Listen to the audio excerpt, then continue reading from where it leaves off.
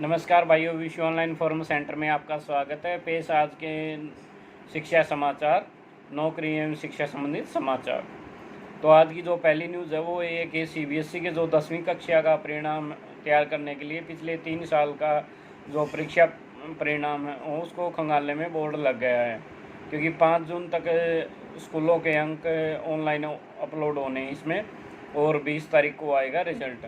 तो बोर्ड ने विद्यार्थियों के अंक अपलोड करने के लिए ई परीक्षा व सीबीएसई की वेबसाइट पर लिंक जारी कर दिया गया। 12वीं कक्षा के जो विद्यार्थी हैं अपनी परीक्षाओं को लेकर इंतज़ार कर रहे हैं और इंटरनल जो असेसमेंट थी 10वीं की कक्षा के विद्यार्थियों की वो भी उसके अंक अपलोड हो गए हैं। तो स्कूलों द्वारा सीबीएसई बोर्ड की ओर से दिए गए लिंक ई परीक्षा पोर्टल सीबीएसई वेबसाइट cbse.it.in पर कक्षा 10वीं के इंटरनल असेसमेंट हैं जो उनके अंक अपलोड कर दिए गए हैं ऑनलाइन। और अब सीबीएसई स्कूलों को ऑनलाइन थ्योरी डाटा अपलोडिंग करना होगा। इसके लिए विद्यार्थी को थ्योरी में 80 अंक से मार्क्स देने के लिए पिछले 3 साल का रिजल्ट खंगालना होगा। इसमें जो भी साल का रिजल्ट अच्छा रहा है उसी आधार पर विद्यार्थियों को अंक दिए जाएंगे। और इसके लिए स्कूलों के टीचर अपने पिछले 3 साल के रिजल्ट को देखकर थ्योरी रिजल्ट खंगालने में लग चुके हैं, ताकि समय अनुसार विद्यार्थियों का परीक्षा परिणाम तैयार किया जा सके। वही स्कूलों की ओर से 15 मई तक असेसमेंट, 25 मई तक रिजल्ट फाइनल करना है और 5 जून तक सभी स्कूलों को अंक अपलोड ऑनलाइन करने होंगे।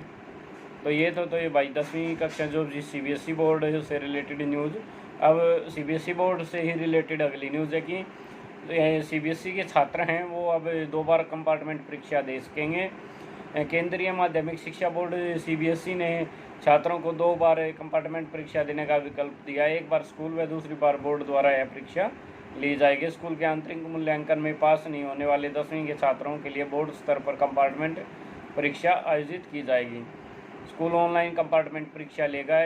परीक्षा के लिए बोर्ड स्कूलों को 10 सेट सैंपल पेपर भेजेगा। इसी आधार पर स्कूल प्रश्न पत्र तैयार करेंगे। बोर्ड ने यह व्यवस्था पहली बार लागू की है। अभी तक कंपार्टमेंट परीक्षा बोर्ड द्वारा ही ली जाती है थी। परीक्षा फल घोषित होने के बाद जो छात्र 1 या 2 विषय में फेल होते थे उनके लिए कंपार्टमेंट परीक्षा आयोजित की जाती थी। कोरोना संक्रमण को बढ़ते हुए देखते हुए इस बार बोर्ड ने स्कूल स्तर पर एक कंपार्टमेंट परीक्षा कराने का निर्देश दिया है। इसके बाद भी छात्र पास नहीं होते उन्हें बोर्ड द्वारा आयोजित कंपार्टमेंट परीक्षा में शामिल होने का मौका मिलेगा। और अगली न्यूज़ है वो भी सीबीएसई से रिलेटेड इसी में कि 17 राज्यों के शिक्षा सचिवों के साथ बातचीत करेंगे निशंक। जो केंद्रीय शिक्षा मंत्री रमेश पोखरियाल निशंक जी 17 मई को सभी राज्यों के शिक्षा जो एजुकेशन सेक्रेटरी हैं उनके साथ बातचीत करेंगे। इस दौरान कोरोना महामारी के कारण शिक्षा क्षेत्र पर पड़े असर की समीक्षा भी करेंगे। तो अगली न्यूज़ थी भाइयों ये। अगली जो न्यूज़ है वो ये है कि जो स्थगित बोर्ड परीक्षाओं को रद्द न माने यूपी बोर्ड के छात्र जारी रखें एग्जाम की तैयारी की। 20 मई के बाद है परीक्षाओं पर फैसला होगा, हो सकता है तिथियों का ऐलान। कोरोना महामारी के कारण यूपी बोर्ड की परीक्षाएं स्थगित तो कर दी गई हैं, लेकिन बोर्ड के छात्रों को अपनी तैयारियां जारी रखनी चाहिए। बढ़ती महामारी के कारण परीक्षाओं को फिलहाल रोक दिया गया है, न कि पूरी तरह से रद्द किया गया है। ऐसे में 10वीं व 12वीं के यूपी बोर्ड परीक्षा की तैयारी करने वाले छात्र अपने एग्ज़ाम की तैयारियों को जारी रखें और इसके लिए वह सफलता ऐप द्वारा चलाए गए क्रैश कोर्सेज को भी ज्वाइन कर सकते हैं और अपने प्रत्येक विषय की तैयारी और रिवीजन के दौरान होने वाले डाउट्स को भी क्लियर कर सकते हैं। उत्तर प्रदेश माध्यमिक शिक्षा परिषद सरकार की अनुशंसा पर यूपी बोर्ड 10वीं और 12वीं की परीक्षाओं के संबंध में कोई बड़ा ऐलान कर सकता है। और जो बोर्ड स्टूडेंट के साथ 9वीं व 11वीं के छात्र भी ध्यान दें इसमें कि जो छात्र 9वीं और 11वीं कक्षा से प्रमोट होकर 10वीं और 12वीं कक्षा में वो भी इन कोर्सेज की मदद से अपनी पढ़ाई की शुरुआत कर सकते हैं, क्योंकि जल्द में जुलाई महीने में नया सत्र शुरू करने का भी ऐलान किया जा चुका है। ऐसे में एक कोर्स आपके बहुत काम के हैं। तो इसके लिए भाइयों आप सफलता ऐप डाउनलोड कर सकते हैं जो यूपी बोर्ड के छात्र हैं। और जो सीबीएसई की 12वीं परीक्षा के रिलेटेड है कि विशेषज्ञों की बोर्ड को सलाह की अब देरी नहीं, जुलाई तक परीक्षा हो या मूल्यांकन का फॉर्मूला बने। और ग्रेजुएशन के लिए 10वीं का 50% वेटेज मिले। कोरोना संक्रमण में गिरावट भले ही हो, लेकिन जो हालात है उसमें हाल फिलहाल सीबीएसई 12वीं की परीक्षा होने की संभावना नहीं दिख रही। सरकार इस पर 1 जून को फैसला लेगी। शिक्षा क्षेत्र से जुड़े विशेषज्ञों का कहना है कि हम अनिश्चित काल तक हालात सामान्य होने का इंतजार नहीं कर सकते। इससे बच्चों में हताशा और तनाव बढ़ेगा। जुलाई तक संभव न हो तो परीक्षा रद्द करनी पड़ेगी। सीबीएसई के पूर्व चेयरमैन और शिक्षाविद अशोक गांगुली के मुताबिक यदि सुरक्षित माहौल बन सके तो जुलाई की दूसरे हफ्ते तक परीक्षा और अगस्त में नतीजे घोषित किए जाएं। सितंबर से इंजीनियरिंग, मेडिकल व अन्य कोर्सेज का सेशन शुरू हो सकता है। पहले सीबीएसई में सतत व्यापक मूल्यांकन होता था जो बंद हो गया। 10वीं की मूल्यांकन 12वीं में नहीं हो सकती, इसके लिए अलग फॉर्मूला बनाना होगा। वही देश के निजी शिक्षण संस्थानों के संगठन के पूर्व अध्यक्ष एल्कोहन पब्लिक ने स्कूल के निदेशक डॉक्टर अशोक भी कहते हैं कि मूल्यांकन के लिए तत्काल व्यापक परामर्श प्रक्रिया करनी चाहिए। और अगली जो न्यूज़ है कि घर बैठे करें, ऑनलाइन करें बीएससी प्रोग्रामिंग, डेटा साइंस की पढ़ाई। आईआईटी मद्रास छात्रों को प्रोफेशनल को दे रहा मौका। हर आयु वर्ग के लोग ले सकते हैं दाखिला। ऑनलाइन डिग्री प्रोग्राम के 3 चरण हैं। वोकेशनल डिग्री प्रोग्राम की तरह ऑनलाइन बीएससी प्रोग्रामिंग और डेटा साइंस प्रोग्राम 3 अलग अलग चरणों में चलेगा। पहला फाउंडेशन प्रोग्राम, दूसरा डिप्लोमा प्रोग्राम, तीसरा डिग्री प्रोग्राम। छात्र किसी भी चरण में कोर्स छोड़ सकते हैं।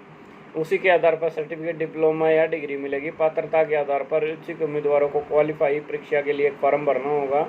इनमें से आवेदक 4 सप्ताह के लिए 4 विषयों में गणित, अंग्रेजी, सांख्यिकी, कंप्यूटर, नेशनल थिंकिंग के पाठ्यक्रम मिलेंगे। छात्र ऑनलाइन माध्यम द्वारा पाठ्यक्रम प्राप्त करेंगे, ऑनलाइन असेसमेंट जमा करेंगे। इसके बाद चौथे सप्ताह के अंत में परीक्षा होगी। आईआईटी की प्रारंभिक प्रवेश परीक्षा में बिल्कुल अलग 50% स्कोर हासिल करने वाले छात्र क्वालिफाई परीक्षा पास कर सकेंगे। इसके बाद ऑनलाइन डिग्री यानी कि ये है कि जो 50% नंबर जिसके एंट्रेंस एग्ज़ाम में आ जाएंगे वो इस परीक्षा में पास होगा। और अगली जो न्यूज़ है कि एमसीडी कर्मचारियों की सैलरी के लिए दिए 1051 करोड़ रुपये। डिप्टी सीएम बोले भ्रष्टाचार की वजह से सैलरी नहीं दे रही एमसीडी। और टीचरों के बकाया वेतन के लिए पहली किस्त जारी कर दी गई है। नॉर्थ एमसीडी के हज़ारों टीचरों की जो सैलरी बकाया दी। और जो दिल्ली के डिप्टी सीएम हैं मनीष सिसोदिया जी ने कहा कि एमसीडी अपनी व्यवस्था और भ्रष्टाचार की वजह से कर्मचारियों की सैलरी नहीं दे पा रही है। ऐसे में जब महामारी फैली है तो डॉक्टर और मेडिकल स्टाफ दिन रात मेहनत कर रहा है, वे अपनी जान बचाकर मरीजों को बचा रहे हैं, तो उनको सैलरी दी जाए। और अगली जो न्यूज़ है कि राष्ट्रीय प्रतिभा खोज स्टेज 2 की परीक्षा थी जो रद्द कर दी गई है। कोरोना के कारण एनसीईआरटी की ओर से 13 जून को प्रस्तावित एनआईएससी स्टेज 2 की परीक्षा पर रोक लगा दी गई है। और अगली जो न्यूज़ है वो ये कि जो सीएम ने घोषणा की थी, हरियाणा से न्यूज़ है कि निदेशक ने जो डायरेक्टर बोर्ड है उन्होंने विद्यालयों के विद्यार्थियों की संख्या का विवरण मांगा है। सभी जिलों के हाई क्लस्टर सीनियर सेकेंडरी में होंगे अपग्रेड। जिले के इन स्कूलों के नाम किए शामिल। ये यमुनानगर से न्यूज़ है कि प्रदेश में सभी जिलों के हाई क्लस्टर सीनियर सेकेंडरी स्कूलों में अपग्रेड किए जाने हैं। इसके लेकर विद्यालयों के विद्यार्थियों की संख्या का विवरण निदेशक की ओर से मांगा गया है। निदेशक सीनियर सेकेंडरी की ओर से सभी डीओ को पत्र जारी किया गया है। जल्द मांग आंकड़ा उपलब्ध कराने के भी निर्देश दिए गए हैं। अगली जो न्यूज़ है कि कोविड ड्यूटी नहीं करेंगे गेस्ट टीचर से रिलेटेड न्यूज़ है कि कोविड ड्यूटी नहीं करेंगे गेस्ट टीचर।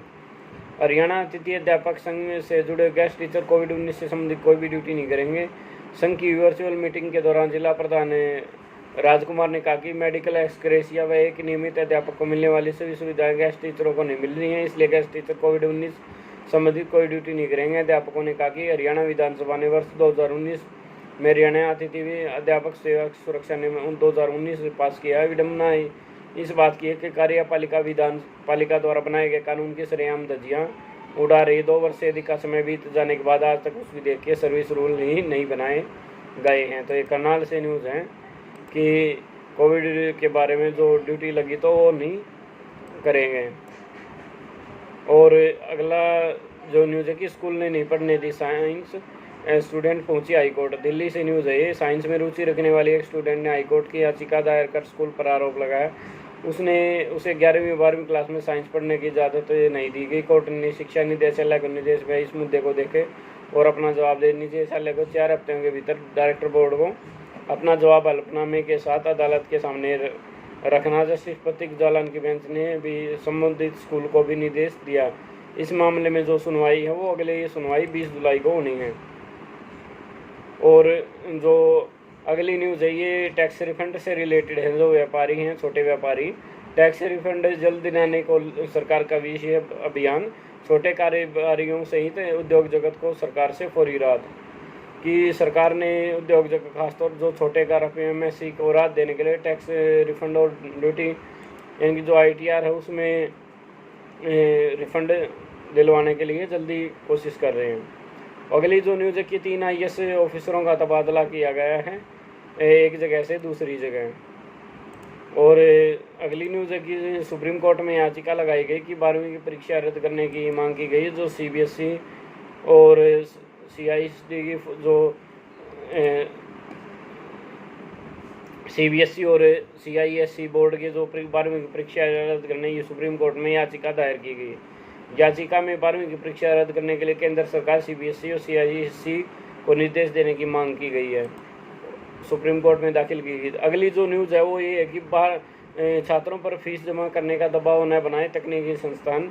कोरोना काल में छात्रों पर एकमुश्त पूरी फीस जमा करने का दबाव बना रहे तकनीकी शिक्षण संस्थानों को अखिल भारतीय तकनीकी शिक्षा परिषद NSIT ने कड़े निर्देश दिया कि वह छात्रों पर दबाव न बल्कि 3 से 4 किस्तों में फीस जमा कराने का विकल्प दे।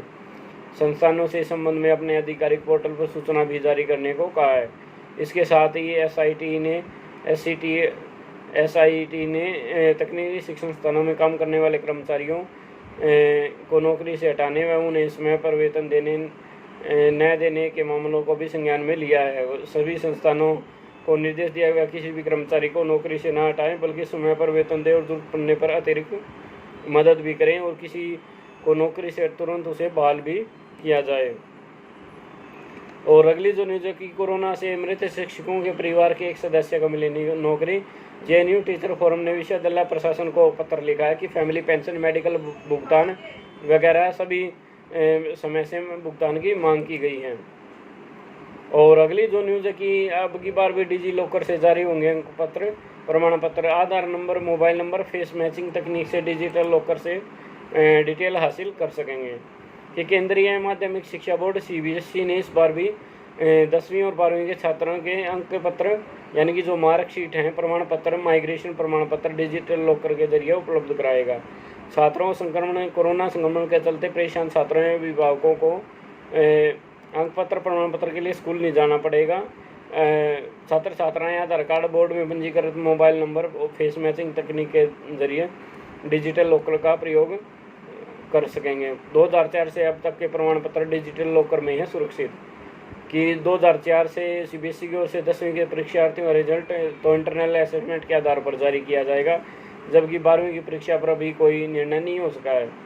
बोर्ड की परीक्षा पर निर्णय से पहले 2021 के छात्रों के अंक पत्र, प्रमाण पत्र, माइग्रेशन प्रमाण पत्र के साथ दूसरे भी जो प्रमाण पत्र हैं वो इस पर उपलब्ध कराए जाएंगे डिजी लॉकर के थ्रू।